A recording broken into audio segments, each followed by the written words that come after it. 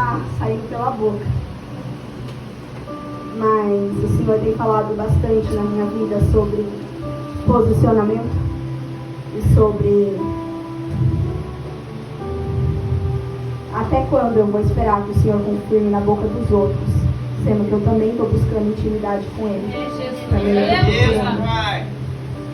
Eu vou ler rapidamente, os irmãos não precisam abrir por conta do tempo. Salmos capítulo 3, versos 2 e 3. Muitos dizem da minha alma, não há salvação para ele em Deus. Porém tu, Senhor, és um escudo para mim. A tua glória é o que exalta a minha cabeça. Esse salmo, irmãos, é um salmo escrito por Davi. Eu acredito que muitos aqui, se não todos, já ouviram falar a respeito de Davi. É uma passagem muito conhecida. Eu estive lendo o 1 Samuel e eu estive refletindo com o Senhor a respeito do quanto de ensinamento que essa passagem traz para nós. Todo o livro traz para nós. Muitos de nós aqui, em algum momento, fomos como Davi, no sentido de se ver como o menor da tua casa, no sentido de parecer que ninguém vê o teu valor ali dentro. Mas, Senhor, por misericórdia, vai lá, nos vê e nos tira e nos resgata. E eu estive conversando com o Senhor e eu estive pensando, nossa, Senhor, gostaria de viajar para determinado lugar, com determinadas pessoas, e seria tão gostoso de levar a sua palavra, de falar com as pessoas, né? Quem sabe se o Senhor me der a honra. E aí Deus falou dentro do meu coração, seria muito gostoso, mas você sabe que você pode falar aqui também, né? Que eu não preciso te levar para o outro lado do país para você levar uma palavra para alguém. E aí eu olhei para o céu e eu falei, Senhor, eu entendi. E Deus foi falando no meu coração que muitas pessoas aqui, talvez alguma pessoa aqui, já esteve numa situação da vida que falou, eu nunca piso o pé numa igreja. Não piso, eu vou para o mundo, eu vou para a festa, eu faço o que for, mas numa igreja eu não entro. Ou então tem outros, assim como eu, nascidos em berço cristão. Só que foi crescendo, foi errando, o inimigo foi se levantando, e aí chega uma hora que a gente fala, Senhor, com que cara que eu vou na tua casa? Senhor, eu sou pecador, eu sou errante. O Senhor não deve nem sequer mais se lembrar do meu nome. Com que cara que eu vou entrar lá? E aí Deus ia trazendo no meu coração que Deus não perde para ninguém. Nem para o nosso medo, nem para o inimigo, nem para nada que a gente coloque. Hoje eu estava conversando com a irmãzinha Daniela a respeito de que às vezes nós, na nossa fraqueza, colocamos coisas maiores do que Deus. Deus foi capaz de, através de Davi, vencer Golias, né?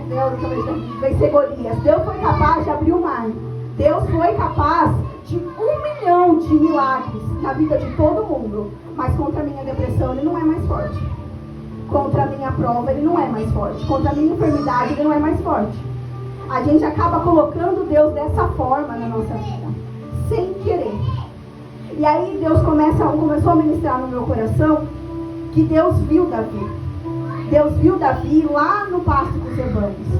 Deus ouviu a oração de Jonas dentro do ventre da baleia, mesmo que Jonas estivesse lá por teimosia, Deus ainda ouviu.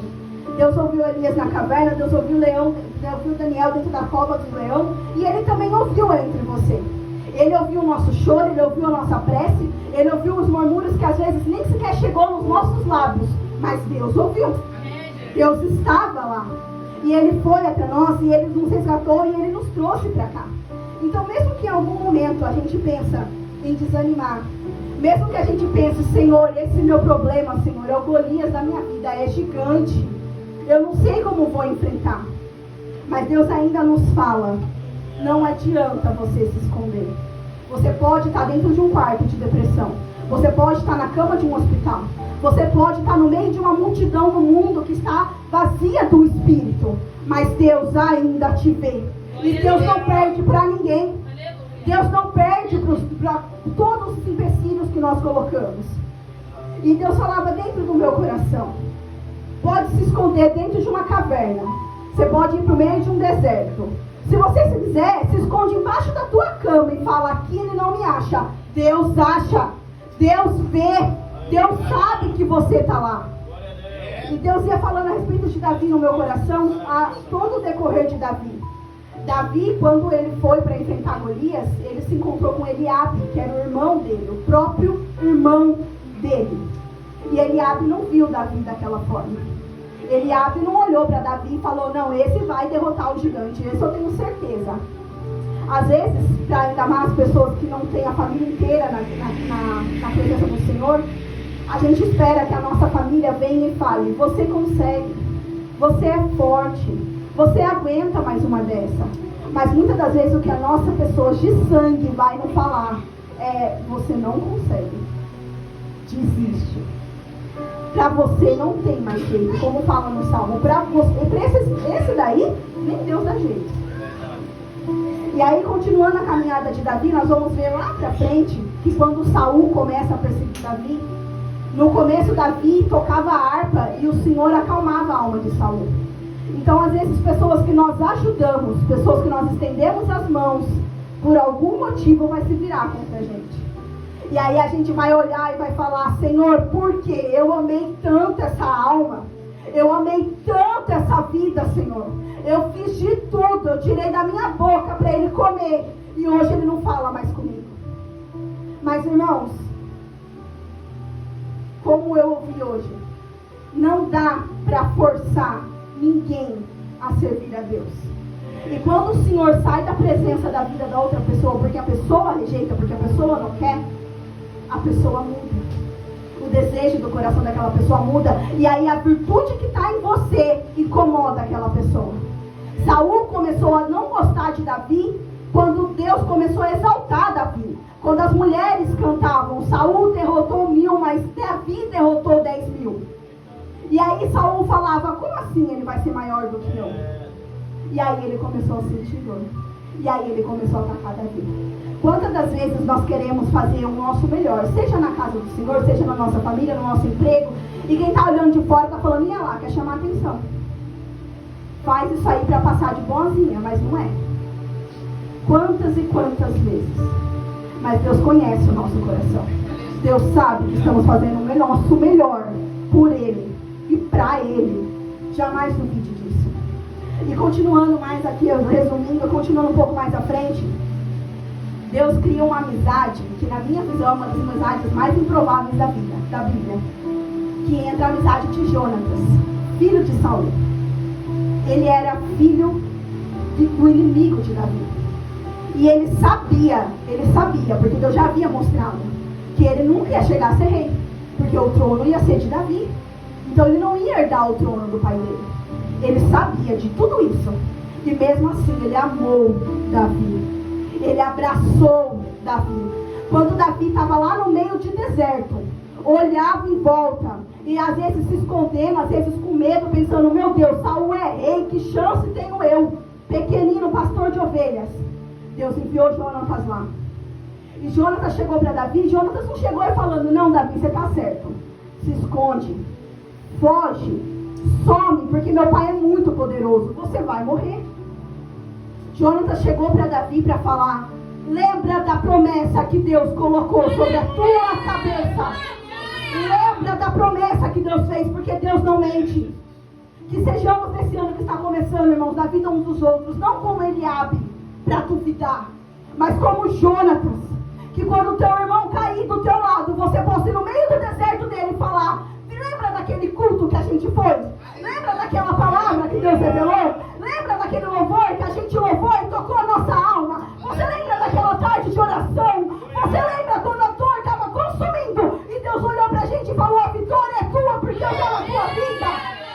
Que venhamos ser Jonatas na vida uns dos outros, para erguer, para levantar, não para baixar, não para diminuir, mas para sempre lembrar que o nosso Deus não mente.